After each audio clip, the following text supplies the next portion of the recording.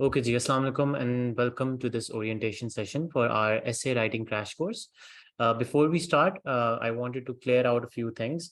सबसे पहले तो I want to clear out कि आप क्या इस चीज़ से expect कर सकते हैं, what this course is about, how I plan this course और किस तरह से इसको हम लोग process करेंगे.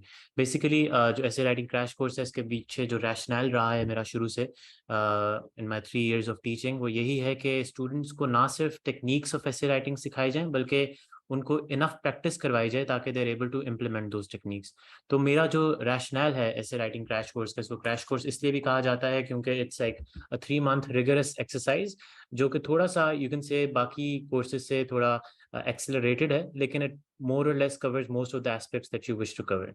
तो with that in mind will start this particular lecture. इसके अंदर पहले I'll be giving you the brief on what to expect from the course and then we'll move on to our main topic which is artificial intelligence.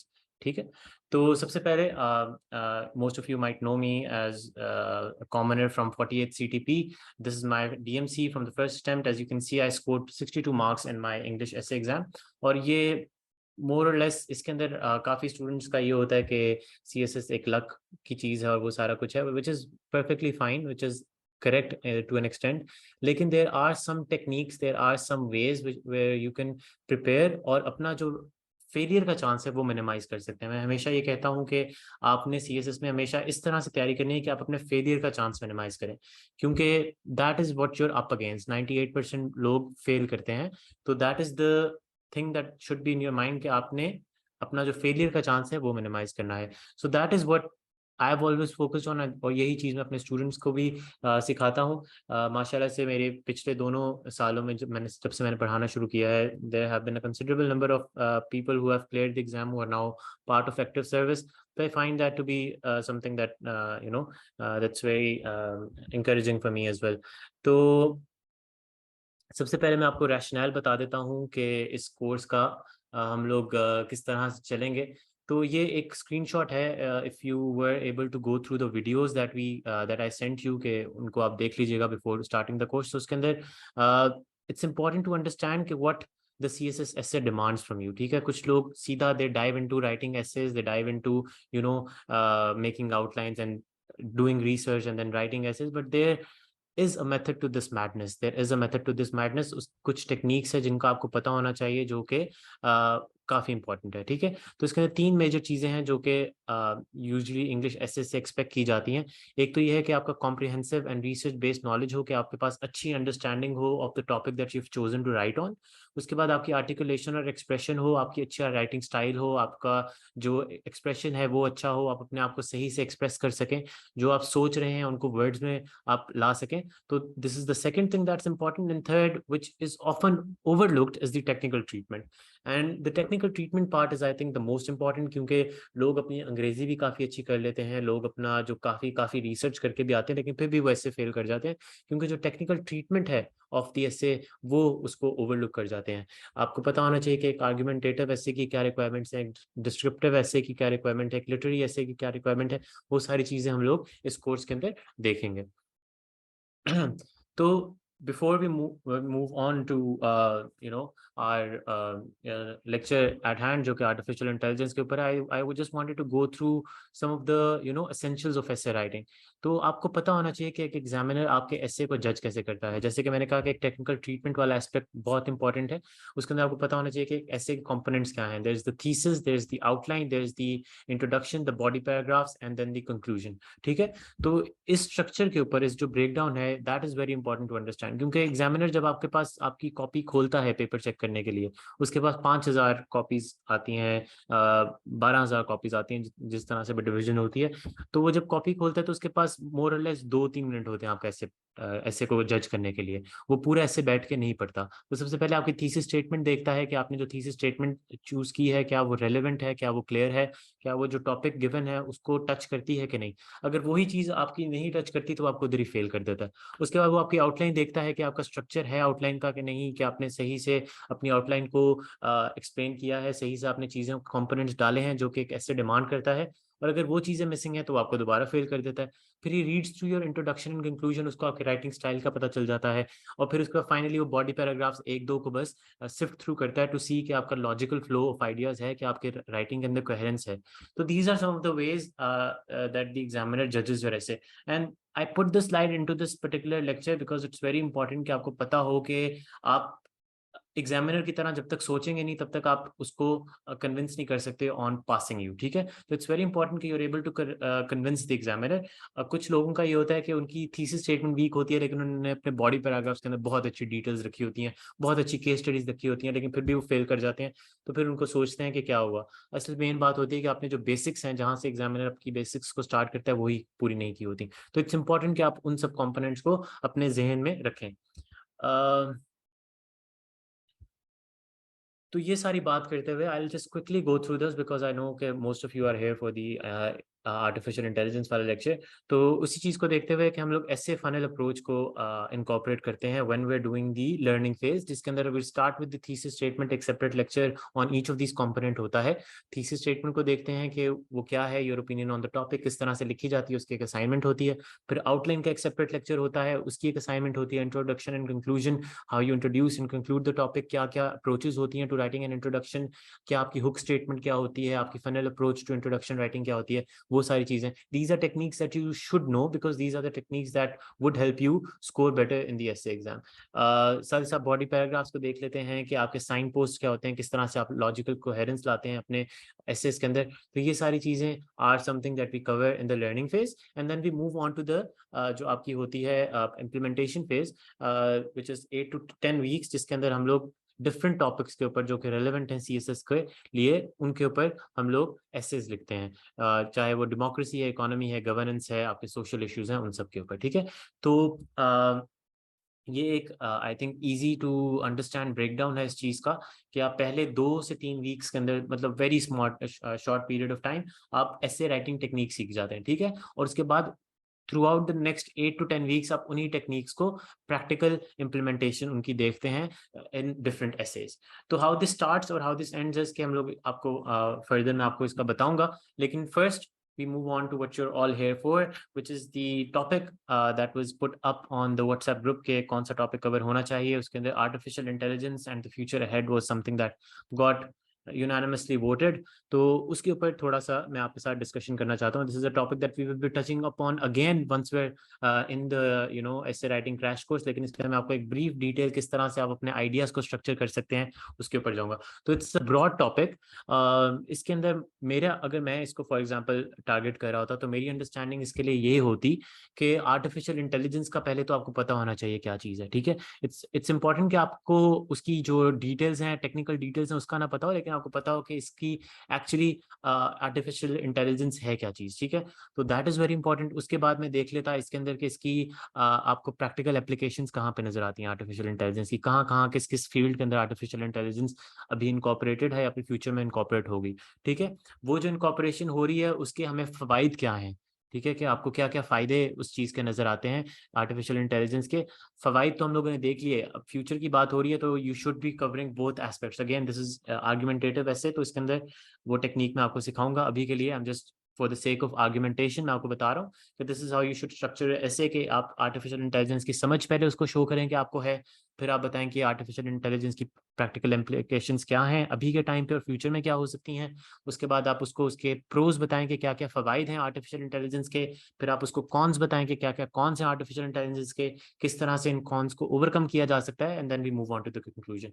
So this is the logical flow before I even start writing the essay. This is the brainstorming that I am doing, कि मैं अपने एसे को इस तरह से structure करूंगा। तो it's very important कि you are able to picture out your essay before you start writing. कुछ लोग बस टॉपिक देखते हैं, लिखना शुरू कर देते हैं और फिर ऑन द गो वो चीजें करने की कोशिश करते हैं। उसका इशू ये होता है कि उसकी वजह से आपकी कोहेरेंस जो है एसे के अंदर वो सही से नजर नहीं आती। तो it's very important that you are able to brainstorm your essay before you start writing, कि आप किस तरह से उसको स्ट्रक्चर करेंगे। मैं यूजुअली एक रफ पेज के ऊपर उसको पूरा पहले मैप आउट करता हूँ, फिर then I start writing. So that's a good technique that you can incorporate when you writing an essay. तो अब हम लोग इसको स्टार्ट करते हैं। सबसे पहले जैसा कि मैंने कहा कि आपको अंडरस्टैंडिंग होनी चाहिए कि आर्टिफिशियल इंटेलिजेंस है क्या। Artificial intelligence is an umbrella term for machines capable of perception logic and learning, के जिसके अंदर आप ऑटोमेशन की तरफ जा सकते हैं, जिसके अंदर मशीन्स को आप सिखा सकते हैं कुछ चीज़ें करने के लिए, कुछ प्रोडिक्शंस करने के लिए, कुछ ऑटोमेटेड काम करने के लिए। So that is basically what AI is. तो you should have a basic understanding of what it is. It's an umbrella term जिसके अंदर मशीन लर्निंग और डीप लर्निंग भी आ जाती है, ठीक है।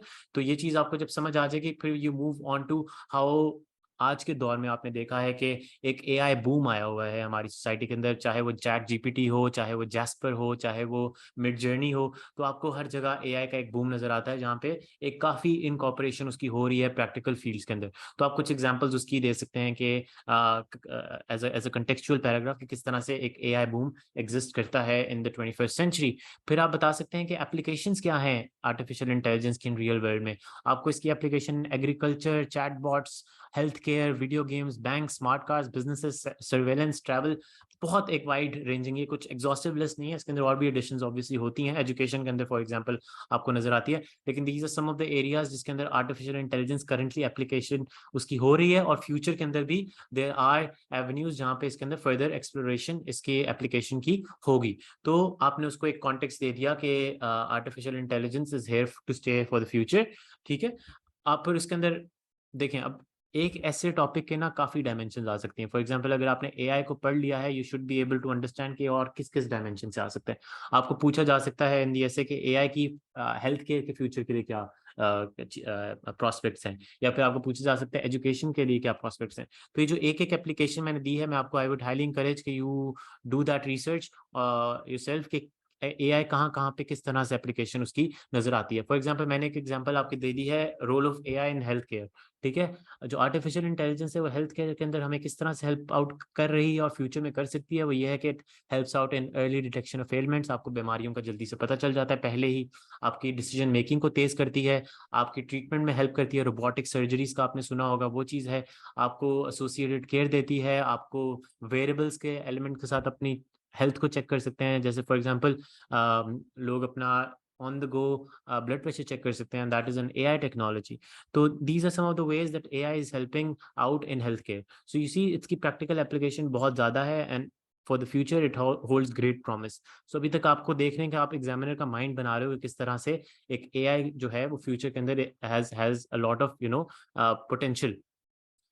फिर आप आ जाते हैं कि पॉसिबल बेनिफिट्स क्या हैं एआई के, ठीक है। उसके अंदर आप मल्टीपल चीज़ें बता सकते हैं कि how it can help take over repetitive tasks. आपके जो कॉम्प्लेक्स टास्क हैं उनको ये जल्दी कर सकता है बिकॉज इट इज़ अवेलेबल 24/7। इसको ह्यूमंस की तरह एग्जॉशन नहीं होती, तो आप अपना काम बहुत जल्दी एफिशिएंटली कर सकते हैं। आप रिपीटेटिव टास्क को बार बार करने के बजाय कि ह्यूमन बार बार करे, you can easily delegate those to the AI bots. उसके बाद आपके जो आउटकम्स हैं वो जल्दी आ जाते हैं, एफिशिएंसी इंक्रीज करती है, आपकी रिलायबिलिटी इंक्रीज करती है, आपकी एक्यूरेसी इंक्रीज करती है।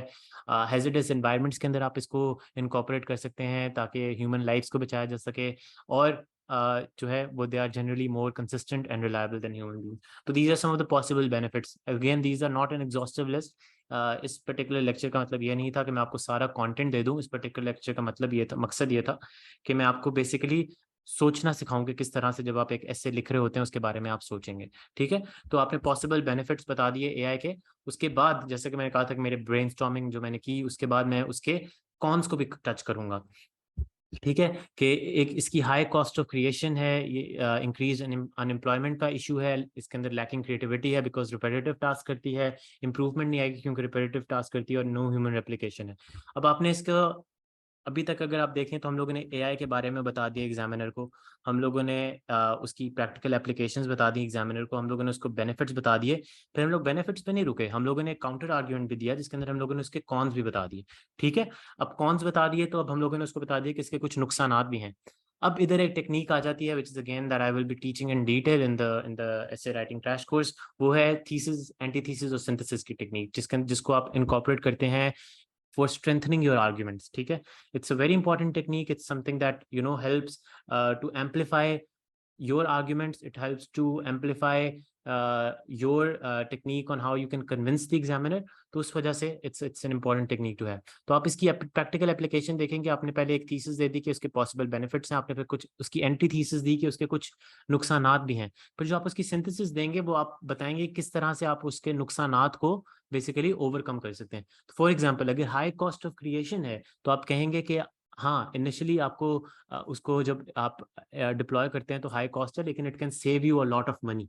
ठीक है, उसके अंदर आप डिफरेंट स्टेटिस्टिक्स दे सकते हैं which are readily available on the internet, या किस तरह से एआई की इनकॉर्पोरेशन से बिजनेसेस ने कितना अपने आपके जो है बजट में सेविंग्स की। तो overall it helps you decrease your cost, ठीक है, ऑपरेशनल कॉस्ट। उसके बाद अगर इंक्रीज अनएम्प्लॉयमेंट की बात आती है तो आप कह सकते हैं किस तरह से एआई ने न्यू जॉब अपॉर्चुनिटीज खोल दी हैं, जिसके अंदर टेक्निकल फील्ड्स आपको मशीन लर्निंग साइंटिस्ट आपको नजर आते हैं, डेटा साइंटिस्ट नजर आते हैं, आपको प्रॉम्प्ट इंजीनियरिंग नजर आती है। तो अगर कहीं पे वो अनएम्प्लॉयमेंट कर रही है तो साथ साथ it's opening avenues for employment as well. साथ साथ आप अगर कहते हैं कि लैकिंग क्रिएटिविटी, तो आप कहते हैं कि it should be complementing human effort, जिसके अंदर आप क्रिएटिव कितना क्रिएटिवली उसको इस्तेमाल करते हैं, that is on to you. You can not completely rely on the machine, the use of AI should be to complement your work. तो ठीक है, तो आपने एक उसको जो आपने उसके कॉन्स मेंशन किए थे उनको काउंटर भी कर दिया। So that sort of makes your argument very you can से you know powerful and strong कि एआई जो है that's a positive force for the future. So that is how you build an argumentation. और इसको again हम लोग further detail के अंदर for those of you who will be joining the course, उनको बेहतर इस चीज़ की समझ आएगी किस तरह से आप इस चीज़ को इम्प्लीमेंट कर सकते हैं। ठीक है, तो हम लोगों ने ये देख लिया, फिर हम लोग कंक्लूडिंग रिमार्क्स में आ जाएंगे जो कि हमारी थीसिस को ही दोबारा रीस्टेट करेगा, विच वुड बी कि AI technology should complement human effort, they should work to improve the human experience instead of replacing it completely. कि एआई का रोल जो है हम लोगों को एआई को as a tool of replacement नहीं देखना चाहिए, बल्कि एज अ मीन्स कि हम लोग जिस तरह से अपने काम को कॉम्प्लीमेंट कर सकते हैं, बेहतर कर सकते हैं, मोर एफिशिएंट कर सकते हैं, किस तरह से उसको हम लोग ज़्यादा एक्यूरेट कर सकते हैं। So that is basically the role that AI should play in the future. और इसी तरीके से इसी थिंकिंग के साथ हमें एआई को अप्रोच करना चाहिए। तो आपने देखा कि हम लोगों ने किस तरह से कितने अच्छे तरीके से उस पूरे टॉपिक को समेट लिया। It was a general topic AI and the future ahead.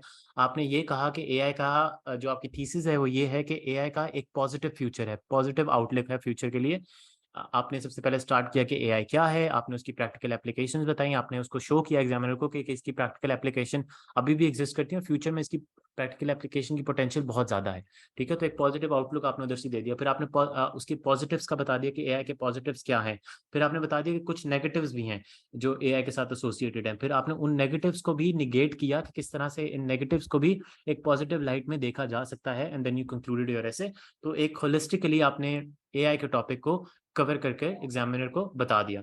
तो that is a very you can say मतलब के you know good way and an easy way to approach an essay writing. आपने देखा होगा कि इसके अंदर ज़्यादा हमें टेक्निकलिटीज़ के अंदर घुसने की ज़रूरत नहीं पड़ी, डिस्पाइट द फैक्ट कि artificial intelligence is a technical topic. लेकिन वो जैसे जैसे आप रिसर्च करेंगे उसको आपको उसके बारे में बेहतर तरीके से समझ आएगी।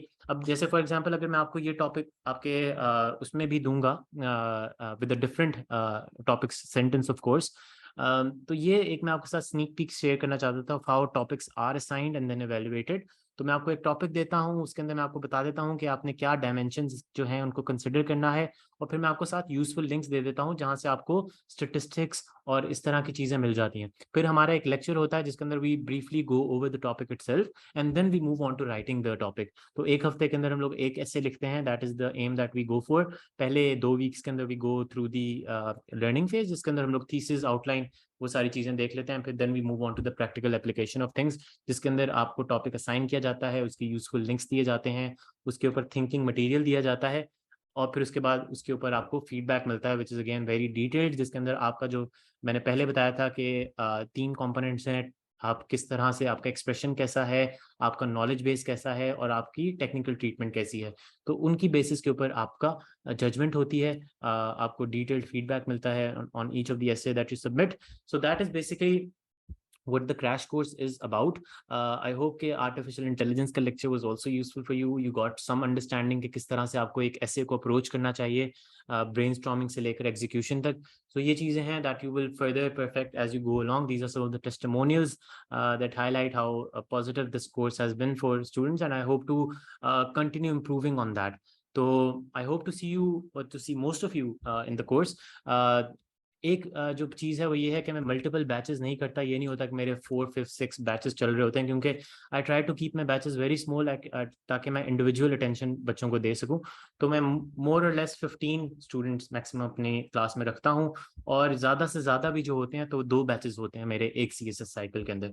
सो this is the first batch, and I would highly encourage for all of you who are preparing for the CSS special exam, या फिर अगला जो साल का एग्जाम है, this would be a useful option for you to incorporate in your understandings. So I hope to see you all very soon. Thank you for uh, attending the session. मैं आप लोगों के साथ डिटेल्स जो हैं वो share कर दूंगा रिगार्डिंग किस तरह से आप रजिस्टर कर सकते हैं। ऑलरेडी मैं काफ़ी लोगों को बता चुका हूँ, मैं अर्ली बर्ड डिस्काउंट है अभी 25% ऑफ, वो मैं आपके साथ शेयर कर देता हूँ in the group. And for all of you who are interested they can message me on the group itself.